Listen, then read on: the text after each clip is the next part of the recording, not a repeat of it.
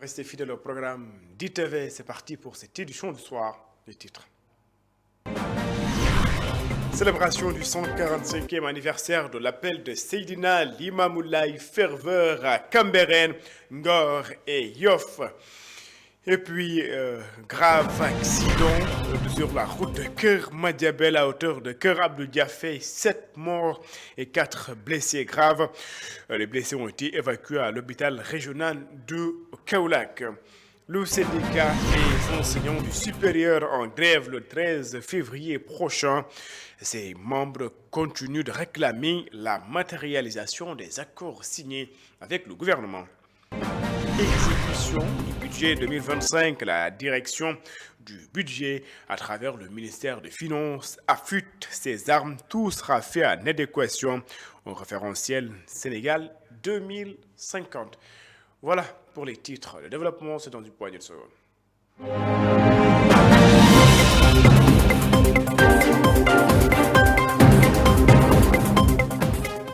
Bonsoir et bienvenue. 145e édition de l'appel de Seydina Limamoulaye. Ferveur donc à Ngor Cambérène d'abord. Ngor et Yoff, des milliers de fidèles se sont rendus dans ces trois localités pour célébrer le 145e appel de Seydina Limamoulaye. Le président de la République a effectué un déplacement sur les lieux, mais également le porte-parole du khalife général des Layènes a pris la parole.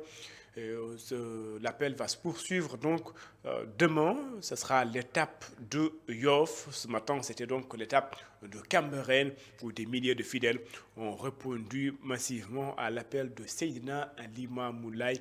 Vous allez donc suivre l'élément de Ndeye Yali Fall qui revient de long en large sur cette première journée donc de l'appel de Seydina Limamoulaye à travers le journal de l'appel, un journal spécialement dédié à la 145e édition de l'appel de Seydina Limamoulaye.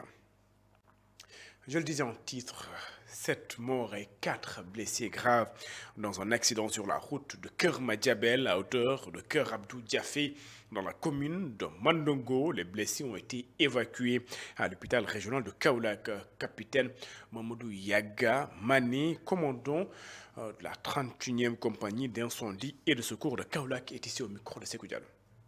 Nous avons été alertés à 15h30 pour une collision entre deux véhicules au village de Keur Abdou Diafé, la commune de Keur Mandongo, effectivement. Sur l'axe Keur Madiabel Wakongona. Donc nous avons quitté donc à 15h32, 2 minutes après on a quitté.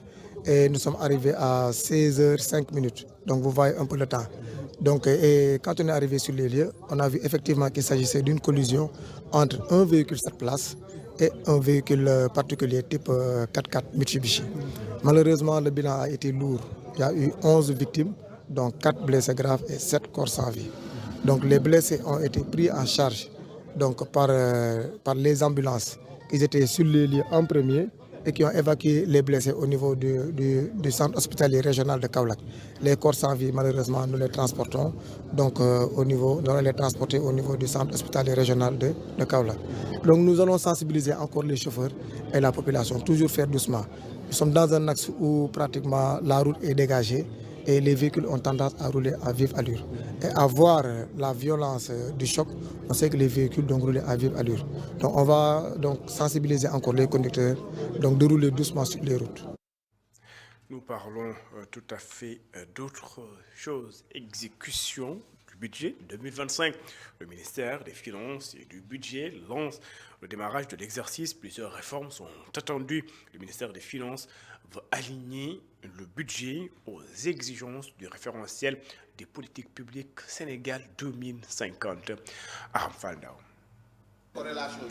Le ministère des Finances et du Budget marque le lancement de l'exécution budgétaire de l'année 2025 qui coïncide avec la mise en œuvre des orientations du nouveau référentiel des politiques publiques déclinées par les nouvelles autorités. Il repose sur des objectifs clairs pour explorer de nouvelles pistes d'amélioration. L'objectif de l'atelier, bien entendu, c'est de tirer en tout cas les enseignements de ce contexte difficile de l'année 2024 pour explorer de nouvelles pistes d'amélioration de l'exécution budgétaire. Et pour réaliser en tout cas cet objectif final, il faudra impulser en tout cas des réformes pour apporter de la flexibilité et de l'efficacité dans l'exécution des dépenses publiques. Il permettra également de partager avec l'ensemble des acteurs les dispositions particulières prises dans la stratégie d'allocation des ressources et des choix budgétaires. Il va falloir qu'on rende la dépense publique beaucoup plus flexible dans son exécution, beaucoup plus transparente pour que ce qu'on fait en termes d'exécution puisse être compris par les citoyens, pour que les co-contractants de l'État puissent avoir des informations à temps réel sur, en tout cas, la procédure d'exécution de leurs dépenses publiques. Donc, ce sont ces réformes-là qu'on va partager aujourd'hui avec les acteurs pour les amener, en tout cas, à un tel exercice de transparence et de flexibilité. Les réformes annoncées vont renforcer la transparence dans le processus budgétaire, selon Bassirou Sarr, directeur de cabinet du ministère des Finances et du Budget. L'année 2025 s'ouvre sous le régime du renouveau et de l'engagement renforcé en faveur d'une gestion budgétaire plus efficace, plus transparente et plus performante. De profondes réformes sont en cours pour moderniser nos outils et nos méthodes de travail afin d'améliorer la maîtrise de la chaîne d'exécution budgétaire et de garantir une allocation optimale des ressources publiques. Cette transformation visera à fluidifier les processus budgétaires, à renforcer le contrôle et accroître la transparence à chaque étape de l'exécution. Avec un budget de 6 614,8 milliards de francs CFA, les autorités ont la responsabilité d'en faire un instrument vivant au service des attentes et aspirations des populations. Pour y parvenir, l'accent est mis sur l'innovation de la transparence. Aram Faldaou, nous restons avec le tout nouveau directeur général du budget qui s'est prononcé sur le civisme fiscal. Le directeur du budget invite les citoyens à s'acquitter du paiement de leurs impôts. Selon Abdou Diouf, il s'agit d'un acte de citoyenneté. Abdou Diouf, directeur général du budget, est ici au micro d'Aram Faldaou. Des réformes fortes sont envisagées en termes de réforme du Code général des impôts et du Code général des douanes pour porter cette ambition très noble d'améliorer le rythme de mobilisation des ressources. L'impôt, c'est d'abord un acte de citoyenneté. C'est un acte de citoyenneté, c'est un consentement, en tout cas volontaire, encadré par les pouvoirs publics. Il faut que tous les citoyens puissent comprendre cette dimension de l'impôt. C'est pour prendre en charge les politiques publiques pour améliorer leur bien-être. Je pense que c'est un axe fondamental de la réforme. L'objectif, en tout cas, des nouvelles autorités, c'est de faire, en tout cas, comprendre cette nouvelle perception de l'impôt à travers un bon usage par la dépense publique, en tout cas, du produit de cet impôt-là. Est-ce que la contribution permet de satisfaire une meilleure prise en charge du service public? Est-ce que, étant malade, par le biais de l'impôt, on va se soigner mieux? Est-ce que les bourses de sécurité familiale peuvent être accrues à travers une augmentation de l'impôt? Est-ce que nos routes devront être mieux faites, etc. Je pense que c'est sous ce rapport-là qu'il faut voir, en tout cas, cette annonce forte des nouvelles autorités. Je le disais en titre, le syndicat des enseignants du supérieur SAES en grève le 13 février prochain. Pour ses membres, le gouvernement tarde à répondre à leurs demandes. Les accords signés ne sont pas encore matérialisés à l'image du décret sur la retraite des enseignants. Le SAES a célébré ce matin ses 40 ans d'existence. C'était en présence de Satou Diba. Que je ne vois pas. Le SAES n'a déposé que 9 préavis de grève en 40 ans d'existence, selon David Célestin Faye, secrétaire général du syndicat autonome des enseignants du supérieur. Cela témoigne de la responsabilité des enseignants du supérieur. Vous ne finissez pas les chantiers, vous ne recrutez pas d'enseignants, vous n'éclairez pas les budgets, vous violez la loi pour orienter plus d'étudiants que l'on peut recevoir. Et vous vous attendez à ce que les années soient finies. Elles ne finiront pas tant qu'on va continuer à procéder de la sorte. Question pour laquelle il y a eu un décret qui a été examiné et adopté en Conseil des ministres du 28 février 2024 qui semble-t-il est perdu. Et le gouvernement a pris l'engagement de le réintroduire depuis plus de 10 mois et nous attendons que cela puisse se faire. Cela n'a pas été fait. Malheureusement, le SAES a été obligé de déposer une préavis de grève le 13 janvier 2025 et nous irons en grève à coup sûr. Plusieurs activités seront organisées pour marquer les 40 ans du SAES, selon Yacouba Seydi, membre du comité des 40 ans du SAES. Au programme, il y a tout. Il y a de la réflexion, naturellement, parce qu'on est un syndicat de l'enseignement supérieur. Il y aura de la réflexion, donc il y a des panels, il y a des rencontres. Il va y avoir sur les différents campus beaucoup d'activités. Également, au niveau national, il va y avoir des activités. Il y aura aussi des activités qui ont un caractère international. D'ailleurs, l'une d'elles commencera le 7 pour se terminer le 8.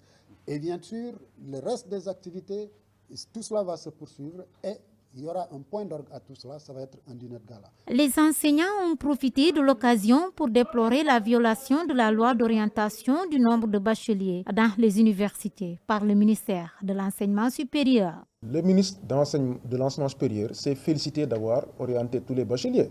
Mais le SAES dit que le ministre s'est félicité d'avoir violé la loi. Il a violé deux lois et un décret. Il a point. Normalement, les quotas sont définis d'un commun accord entre les universités et le ministère. Mais cela n'a pas été fait. Et dans certaines filières, le ministre a envoyé plus de 400% d'étudiants par rapport au nombre qu'il fallait. Et donc, c'est ce qui ne va faire que retarder les années académiques. La célébration des 40 ans du SAES a mobilisé le monde universitaire. Pour marquer le coup, les enseignements du supérieur ont décidé de mettre en place l'Union nationale des syndicats de l'enseignement du supérieur. Saint-Louis a abrité la journée nationale de concertation sur la gouvernance de proximité et la gestion des déchets municipaux. Les organisations communautaires, les acteurs de la société civile et des collectivités territoriales ont préparé au rendez-vous. C'était en présence également de Momar Alissignon et de Mokhtar Seck. La gouvernance de proximité et la gestion des déchets municipaux, tel est le thème de la journée nationale de concertation que vient d'abriter la capitale du Nord. Le pouvoir central envisage ainsi de se rapprocher davantage des populations afin de mieux prendre en compte leurs préoccupations. La gouvernance de proximité n'est pas simplement un principe administratif. C'est un véritable état d'esprit qui cherche à impliquer chaque citoyen dans les décisions et qui impactent leur vie au quotidien et leur environnement. La gouvernance de proximité est au cœur même de notre action gouvernementale. Elle incarne la volonté de rapprocher l'administration des citoyens, tout en favorisant la participation active de chacun à la construction de leur environnement et de leur avenir. Concernant le second thème de cette journée, il est unanimement reconnu que la gestion des déchets est un véritable casse-tête pour nos collectivités territoriales. La gestion des déchets est une responsabilité qui nous incombe à tous. Elle reflète notre respect pour l'environnement et notre souci du bien-être de nos concitoyens. Malheureusement, ce sujet demeure un défi majeur dans de nombreuses collectivités. Des solutions existent et nous devons travailler de manière concertée pour les mettre en œuvre. Il est essentiel que chaque niveau de l'administration, du citoyen aux dirigeants locaux, joue un rôle actif dans cette démarche.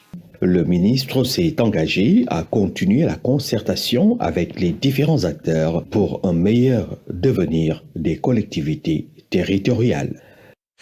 Et puis, le comité de pilotage du projet d'appui à la territorialisation des politiques d'insertion professionnelle des jeunes et des femmes a été officiellement installé à Diamniadio. Le PATIP financé à hauteur de 4 millions d'euros avec l'appui de la coopération italienne va cibler au moins 2000 jeunes, femmes et personnes vivant avec handicap dans le cadre de la politique d'insertion de l'État dans les collectivités territoriales. Cher Fatma Diop est le président du comité de pilotage du PATIP. Il est ici au micro de Babacar Seck. C'est un projet d'insertion socio-professionnelle du ministère de la Formation, Profession et Technique que nous développons en partenariat avec l'agence italienne de coopération l'AIX qui vise à insérer les jeunes dans le dispositif socio-économique mais en mettant l'accent davantage sur les collectivités territoriales. Donc le PATIP est, disons, le successeur du PIGF qui était déjà sur ces dynamiques d'insertion, mais le PATIP met davantage l'accent sur le renforcement des capacités des collectivités territoriales, d'où d'ailleurs la présence de l'association des maires du Sénégal Sénégal et de l'ensemble des acteurs territoriaux que nous allons associer à ce projet et qui répond parfaitement à la vision du président de la République. En les insérant donc dans les collectivités, de façon spécifique, il revient par exemple d'insérer les jeunes, les femmes et les personnes handicapées dans les collectivités territoriales qui, comme nous le savons, par moment manquent de main-d'œuvre qualifiée sur des postes stratégiques. L'objectif, c'est d'insérer des jeunes sur des filières identifiées pour booster les collectivités, les communes, les conseils départementaux et donc leur donner les leviers en termes de capital humain pour pouvoir être compétitifs et répondre aux préoccupations des populations.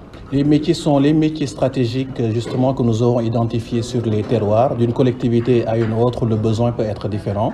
Ce qui est important, c'est qu'à la fin des 3 ans d'exercice du programme, que les collectivités soient davantage renforcées en termes de capital humain et donc leur permettre de jouer pleinement leur rôle dans le développement socio-économique du pays. Et puis à Sébi-Coton, après l'installation des capteurs pour mesurer la qualité de l'air dans le cadre du projet RGEO, à place à sa phase d'évaluation, le Forum Santé Environnement sera l'occasion pour les scientifiques de partager les résultats et proposer des solutions à la pollution de l'air et du sol dans les zones d'intervention des usines. Après la pose de capteurs pour mesurer la qualité de l'air à Sébi-Coton et la présentation des résultats, place au festival Forum Santé Environnement pour des moments de partage avec les populations. Parce qu'en fait, dans ce festival Forum, ce sera l'occasion de mettre ensemble les autorités, les populations qui se sont organisées en collectif. Et c'est aussi de porter la parole des habitants, des populations et les paroles scientifiques par des causeries, par des stands d'éco-citoyens, par des actions artistiques telles que du théâtre forum, par des expositions aussi, qui sont des expositions d'architecture, des expositions de photographie, des expositions art-sciences. Donc l'ensemble de ces événements vont faire que ce sera un grand moment. L'analyse des échantillons sur la qualité de l'air révèle que les particules polluantes sont d'origine humaine et naturelle. Pour l'origine humaine, il y a plusieurs sources. Ce sont les usines, la route, mais aussi la combustion des déchets et la combustion du charbon dans les cuisines. Ce qui ressort des résultats qu'on a eus, c'est qu'il y a un point préoccupant. Le point préoccupant, c'est la contamination en plomb autour de l'usine de Gravita, l'usine de recyclage de batteries qui a maintenant déménagé. Donc autour de cette ancienne usine, il reste des sols qui sont contaminés. On a mesuré dans ces sols autour de l'usine des concentrations entre 100 et 1000 ppm, sachant qu'un sol est considéré pollué au-dessus de 400 ppm. Dans le processus de dépollution des sols, des chercheurs de l'université Cheikh Anta Diop de Dakar, partenaires de RGO, ont identifié des plantes qui peuvent atténuer l'impact de la pollution sur l'environnement. Babacar Seck, RGO, j'y arrive à présent. Loi d'orientation agro-silvo-pastorale, la région de Kolda à l'école de la révision de la dite loi sur fond d'approche inclusive. 20 ans après sa mise en œuvre, il s'agit donc d'une mise en conformité et d'adéquation avec le nouveau référentiel des politiques publiques. Les acteurs veulent recueillir les informations et les préoccupations des populations afin d'éviter les erreurs qui ont été commises dans le passé. Je vous propose de suivre les explications de Moustapha Ndiaye. Il est le gouverneur de la région de Kolda. Il est ici au micro de Selou Diatta. Cette loi date de 2004.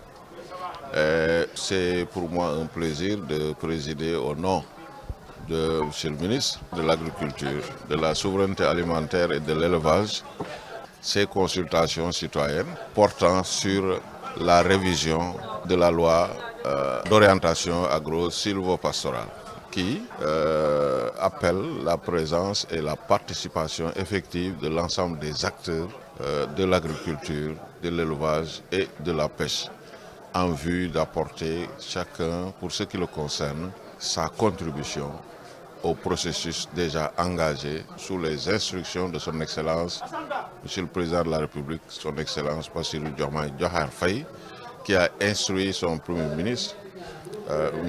Ousmane Sonko, et les membres du gouvernement, au premier rang desquels le ministère en charge de l'agriculture, pour piloter le processus de révision et d'actualisation. Après l'adoption par le Sénégal d'un nouveau référentiel des politiques publiques, il était pertinent quand même de mieux l'actualiser au contexte actuel, mais également pour mieux la cadrer aux objectifs de souveraineté alimentaire déclinés dans le référentiel Sénégal Vision 2050. Donc pour nous, c'est une occasion unique de convoquer, de convier l'ensemble des acteurs de l'agriculture, de l'élevage et de la pêche pour qu'ils mettent dans la corbeille à réflexion pour mieux la rendre conforme aux aspirations du monde rural. C'est ça la démarche inclusive et participative qui sous-tend ce processus de révision et d'actualisation.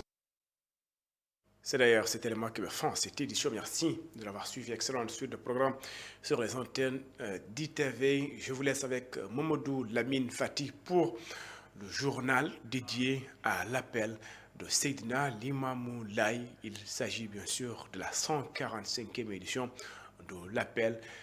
Au revoir.